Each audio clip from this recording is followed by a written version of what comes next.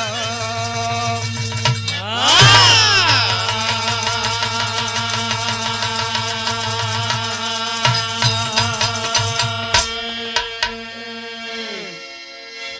अच्छा तो बाबूजी बाबा एक बार पुनः फिर से एक कांड के साथ प्रस्तुत हुआ हूं आप लोगों के बीच में। बाबा जो कुछ त्रुटि हो आप लोग क्षमा करिएगा, आप लोग क्षमा के सागर हैं। बाबा भूमिका में कहना है मास्टर।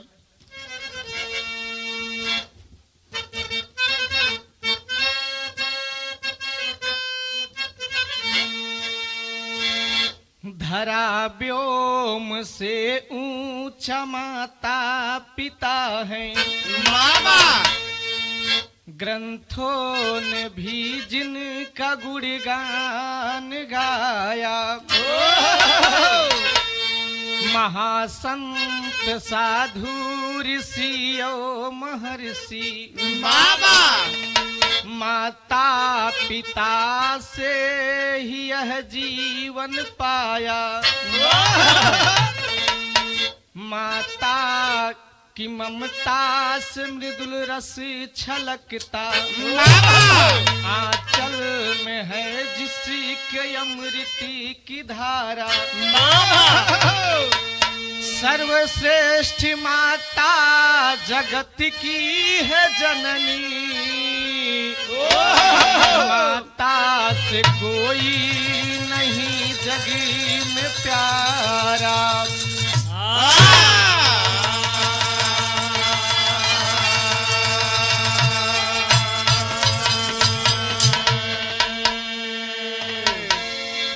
ए बाबूजी बाबा माँ की ममता अटूट होती है अपने बच्चों के लिए। यहाँ तक कि महासंत साधु ऋषि और महर्षि सभी लोग देवी देवता माँ का गुणगान किए हैं। बाबा इसीलिए माँ को सर्वश्रेष्ठ माना जाता है कि माँ की ममता अटूट होती है। एक लाइन यहाँ गजल लगल मास्टर।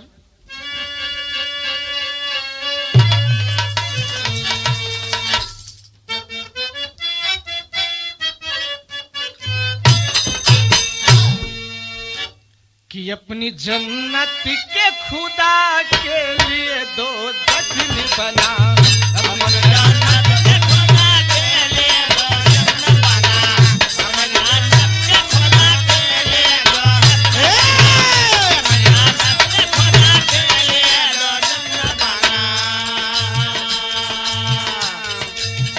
अपनी जन्नत के खुदा के लिए दो दखन बना।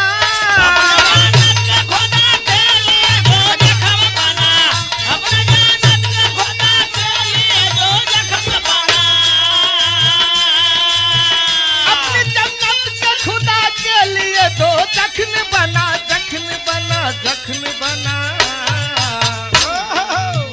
अपने माता पिता का दिल न दुखा, दिल न दुखा, अपने माता पिता का दिल न दुखा, दिल न दुखा, अपने माता पिता का दिल न दुखा, अपने माता पिता का दिल न दुखा, दिल न दुखा।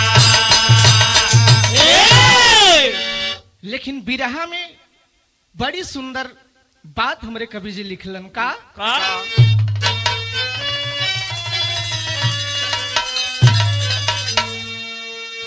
करनी नेक बदनेक तुझे कुछ न पता, करनी नेक बदनेक तुझे कुछ न पता, करने नेक बदनेक तुझे, करने नेक बदनेक तुझे कुछ न पता,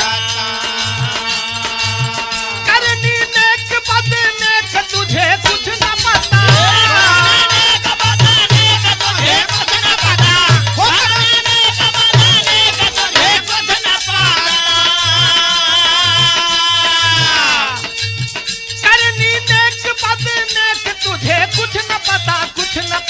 कुछ न पता।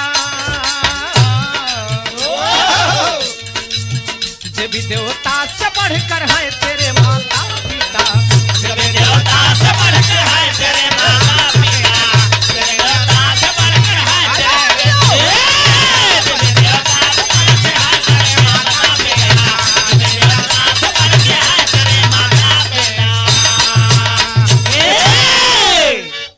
बाबूजी, साधु संत ऋषि और महर्षि ने भी वाह। बताया वाह कि माँ बाप से बढ़ के इस जगत में किसी की पूजा नहीं होती। वाह साधु संत भगवान से भी ऊंचा दर्जा माँ बाप का हमारे कबीर जी ने बताए हैं। वाह यहीं से हमारे कहानी की शुरुआत हो मास्टर।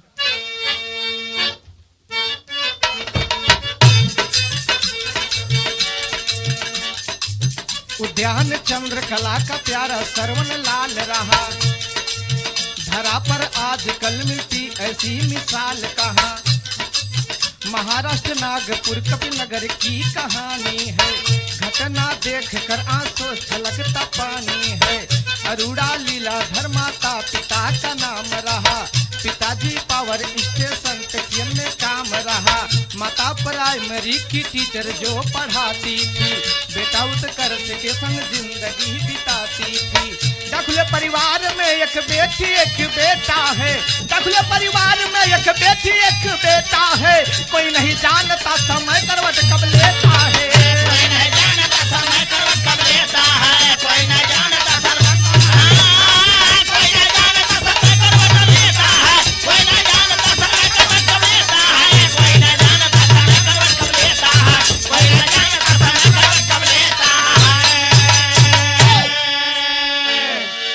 ए बाबूजी, उद्यान चंद्रकला का बेटा बाबा प्यारा सरवण लाल, आजकल लोग उन्हीं का मिसाल दिया करते हैं। अरे वाह अगर बेटा हो तो सरवण जैसा हो, अन्यथा अपने जिंदगी में बिना बेटा का माता पिता रहना पसंद करते हैं।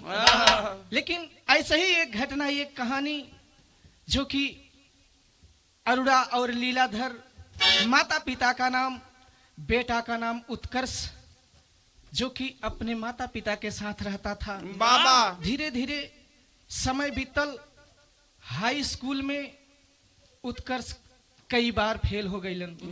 जब फेल हो गई, माई बाबू कहलन कि ये बेटा बाबा अब तू पढ़ाई छोड़ दा, हाँ कहे सी कि पैसा के बर्बादी करबा, कहाँ से आई। वाह हम लोग गरीब परिवार है बेटा, कैसहू पढ़ा लिखा के प्राइवेट नौकरी कई कि तुम्हें पढ़ावत लिखावत रहली है, बाबा लेकिन अब इतना पैसा कहाँ से आई। यहाँ एक ठे गीत लगल,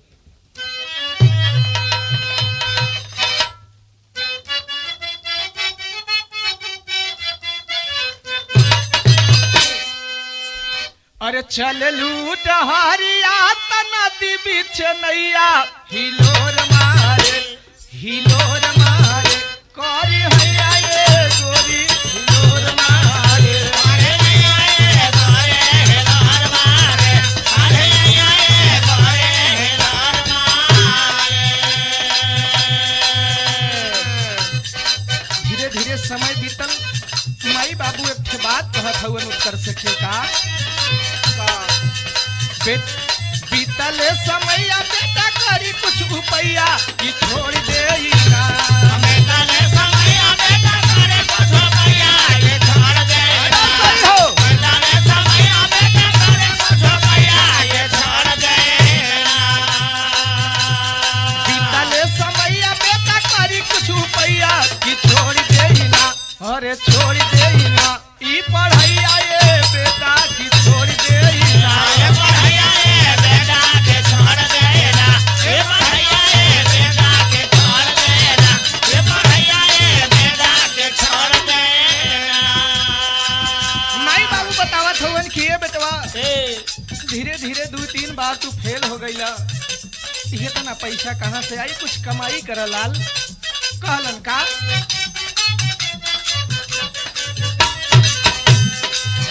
अरे 2 बार फेल भइला, ई है खेल जारी।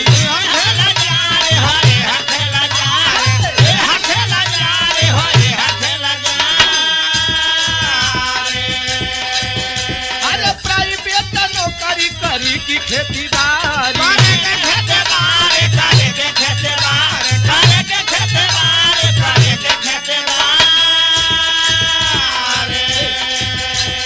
कहाँ से आई बेटा ये तना रुपैया कि छोड़ दे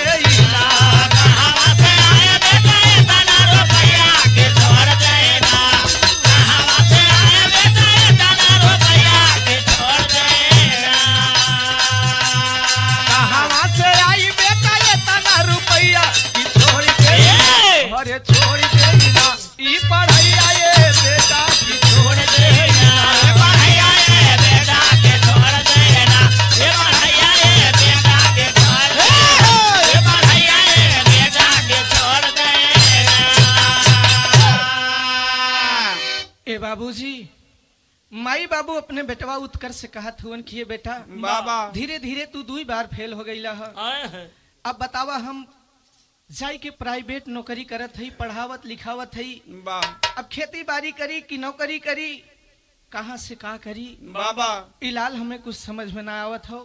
अब तू रहा द पढ़े के कुछ काम धंधा करा बेटवा, 2 पैसा के आगम होई, हमार लोगन के घर दुआर बढ़िया से चली। बाबा लेकिन उत्कर्ष अपने माई बाबू से हाथ जोड़ के एक ठे बात कलस। यहाँ एक ठे गीत लगल मास्टर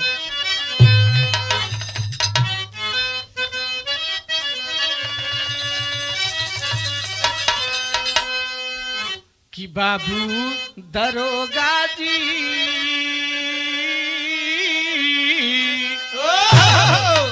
कि बाबू दरोगा जी कवनी गुनहिया बधला पियावा मोर बाबू दरोगा जी।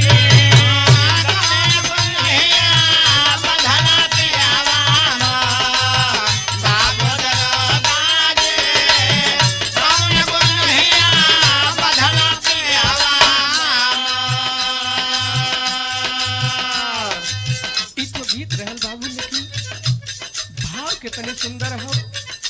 उत्कर्ष रोई के अपने बाबू से अपने माई से के बात गलत हाथ जोड़ के कहा का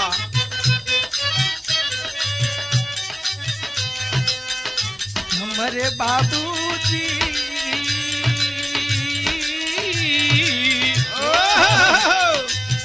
हमारे बाबूजी काहे बदे के होई जाला हताश।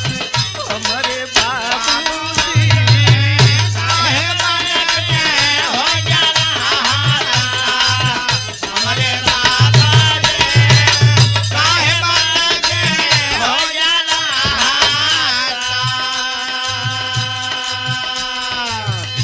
उत्कर्ष हाथ जोड़ के रोई रोई अपने माई बाबू से कहा कि बाबू हमार पढ़ाई ना छोड़ावा, एक बार हमके और मौका दे दा। बा कहलस का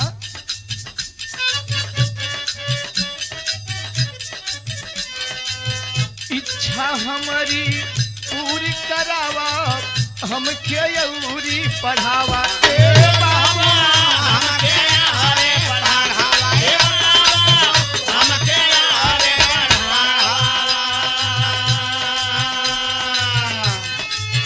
बाहिन कम्मा कही के हमारो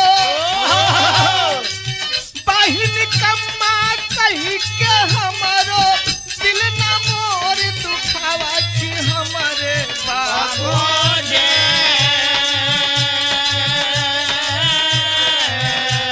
कि हमारे बाबूजी अब की मेहनत करबे हो जइबे पास। हमारे बाबूजी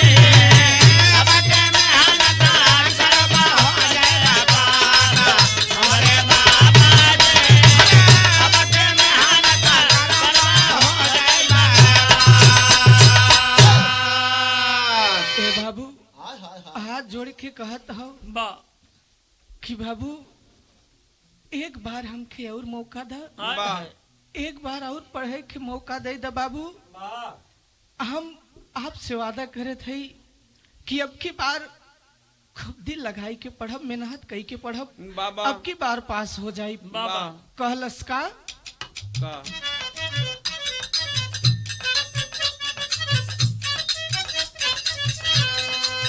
उत्कर्ष बोला पाँव पकड़ के खेती न हमसे होई ए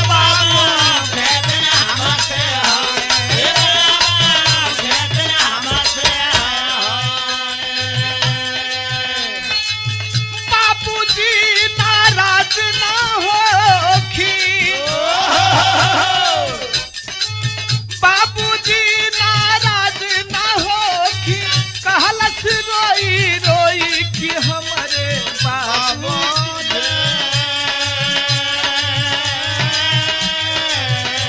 कि हमारे बाबूजी बतिया मानी कैले नी विश्वास। हमारे बाबूजी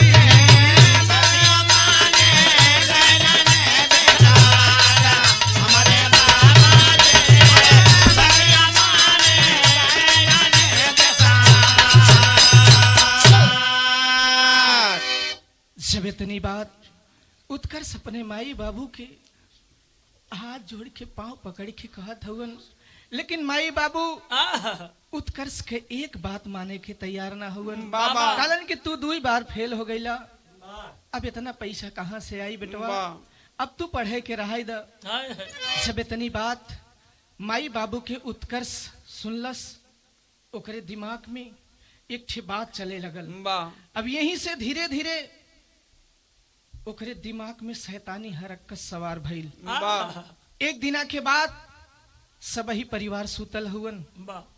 सब परिवार जब सुतल हुवन तो ओकरे दिमाग में एक ठे शैतानी हरकत आइल। विदेशिया में कहना है मास्टर,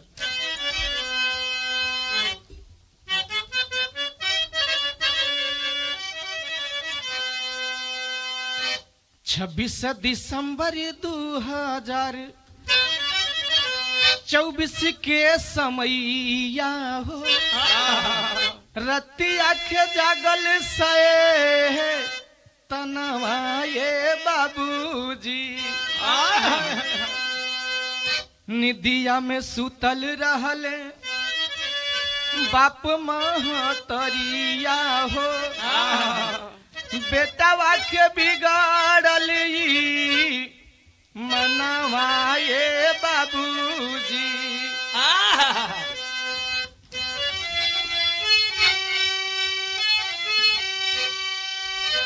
कि नटई दबाई दिहला,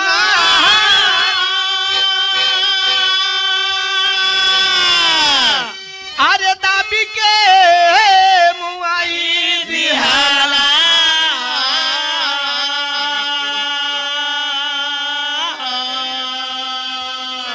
अरे चाकू चाकू मारे बई मनवाए बाबू।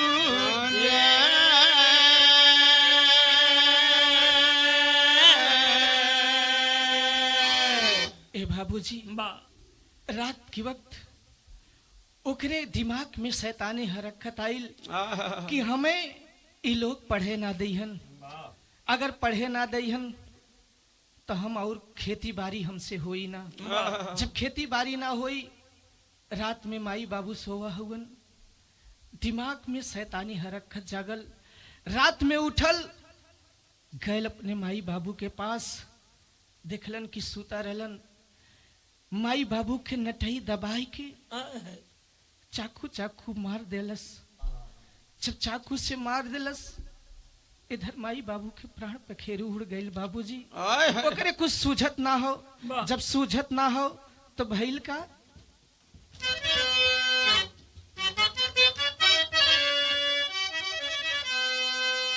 कि बंद दरवाजा कइले, बहिनी के हॉस्टल गईले, चाचा घर कइले यनवाए बाबूजी। लसिया से बदबू उठल, 5 दिन बीती गईले, पास पड़ोस में बढ़ल पड़े है सनियाए बाबूजी। ए बाबूजी, एहर दरवाजा बंद कई के उत्कर्ष कि कुछ सूझत ना हो, सीधा अपने बहिनी के हॉस्टल गईल, जहाँ पर बहिन पढ़त रहल। अपने बहिनी के ले के अपने चाचा घरे जाय के रहे लगलन। जब रहे लगलन, एहर धीरे धीरे 4-5 दिन के वक्त बीतल। लाश से बदबू उठत हो, पास पड़ोस के लोग सबही परेशान हो, आखिर एक दुर्गंध कहाँ से आवत हो। सबही लोग परेशान हुवन, देखत हुवन, ताकत हुवन। जब इतनी परेशानी बढ़ल तो भइल का, टेरी में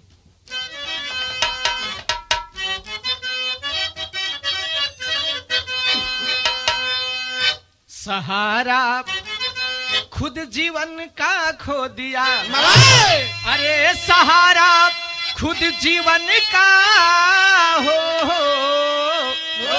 सहारा खुद जीवन का खो दिया। बेटा बना निर्दयी, बनाया आज हत्यारा, आज हत्यारा। सहारा खुद जीवन का खो दिया, बेटा बना निर्दयी हुआ आज हत्यारा। सहारा खुद जीवन का खो दिया, माई बाबू के मार के बहिनी के ले जाके साथे में अपने चाचा के घरे रहे लगलन। जब रहे लगलन तो पास पड़ोस के लोग जब देखलन हालत के बदबू देखलन, घरे में झकलन तो भइल का पहपट में।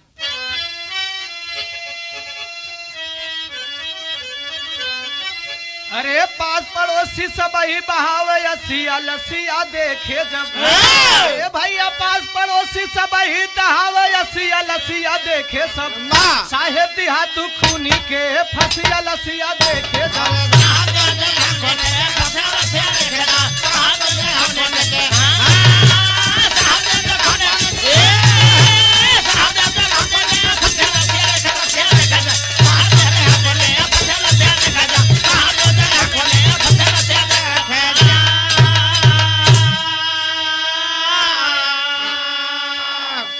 अरे बेटी रहती हॉस्टल में, बस बेटा घर रहता था। शिक्षा रोके माता पिता घर, मारूंगा यह कहता था। वही के बात सगरी बदमसिया लसिया देखे जब।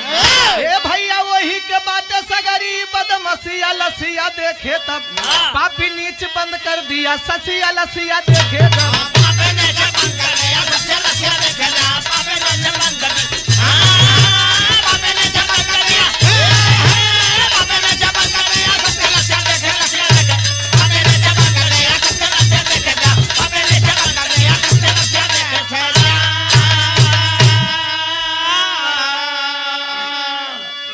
ए भैया गांव वाले जब देखलन क्यों के कुछ समझ में ना आवत हो, एहर उत्कर्ष भी घर में ना बा। गांव वाले जान गए कि आखिर बिटिया तो घरे में रहत ना रही, खाली बेटवा के साथे रहत रहलन। सगरी बदमाशी ई खाली वही लइका के बा। यार पुलिस के फोन कैलन, पुलिस आइल। जब पुलिस आइल तो यहाँ आला में कहना है।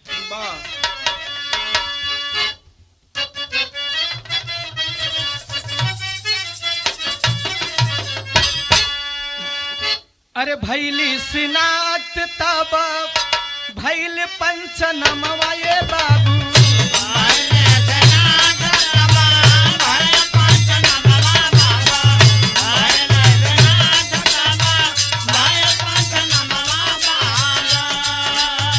पोस्टमार्टम बादे लसिया भेज सरकार।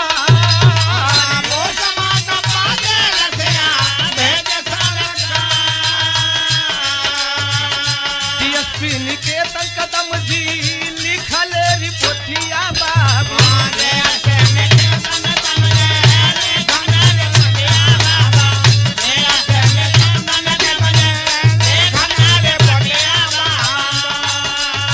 ये भैया लिख कर कैले तैयार।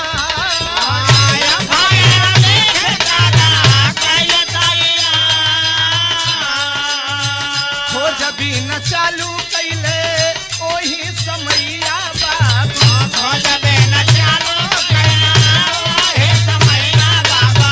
खोज भी न चालू कैला ओही समैया बाबा।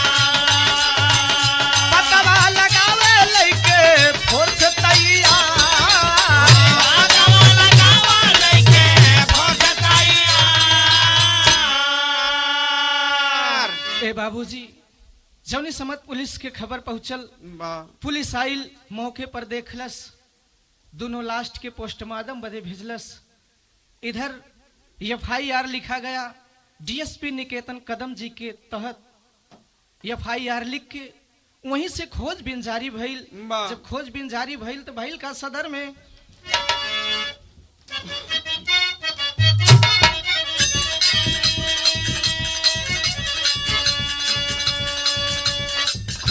खोजत पहुंचे चाचा जी के घरवा।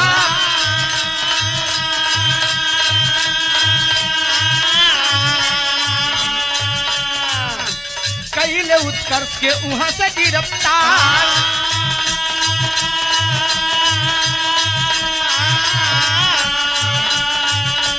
बहिनी न जानत रहली ई कुल गिरताना।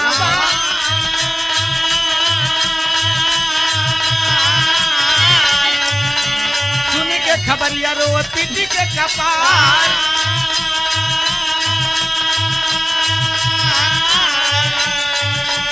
अपन गुनाह उत्कर्ष कैले का बुलावा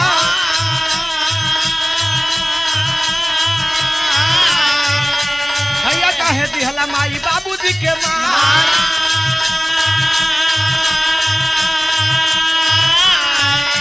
के कर सहारा या मिली हम हन के अपने हाथे दिहला अपन बदिया उजार अरे हाथे हाथ करिया लगल बा पपिया के ए भैया हाथे हाथ करिया लगल बा पपिया के दिहले पुलिस उनके जलिया में डार भला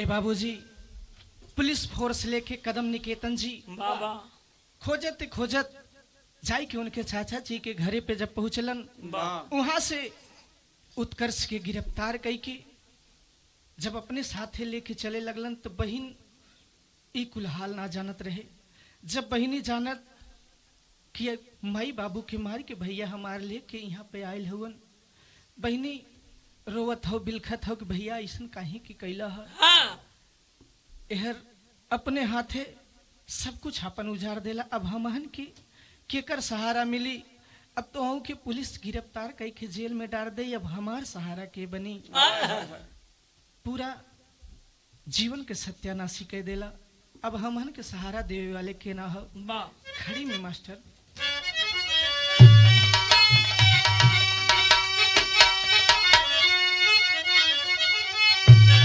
अरे अपने हाथ अपन बाउजर ले बगिया अरे अपने हाथ अपन बाउजर ले बगिया तो अपने जीवन में बखुद ही लगवले यगिया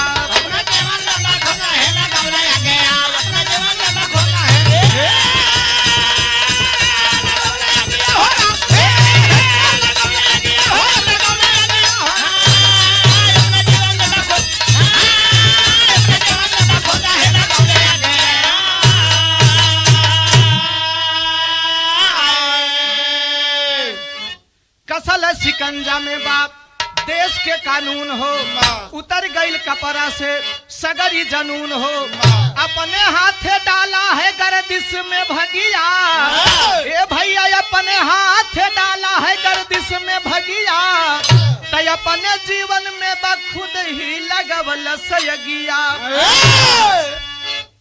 ए भैया जब अपन स्वयं दिमाग ना काम करे जब दिमाग ना काम करे जब कपारे पे शैतान सवार भइल अपने हाथे अपन जीवन उजाड़ लेलन तो भइल का अरे जैसा किया कर्म वैसा फल का इंतजाम है बोया बबुल कहाँ पाएगा तू आम हो अरे मानवता के दामन में लगा वाला सदगिया भैया मानवता के दामन में लगा वाला सदगिया तो अपने जीवन में मैं खुद ही लगा वाला सदगी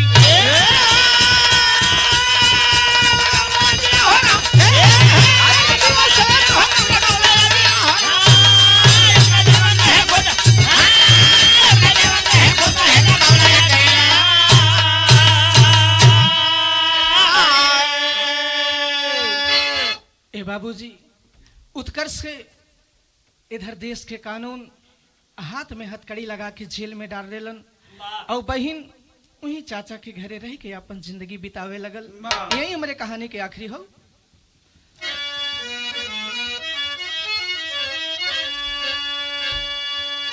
गुरु बिहारी गुरुपत्तु जय मंगल स्वर्ग सिद्धार्थ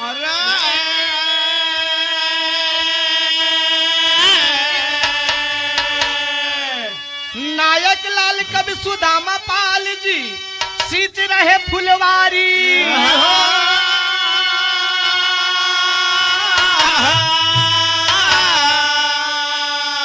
सहारा खुद जीवन का खो दिया, हाँ। आशीष अमरनाथ कभी बिरहा को संवारा, सहारा खुद जीवन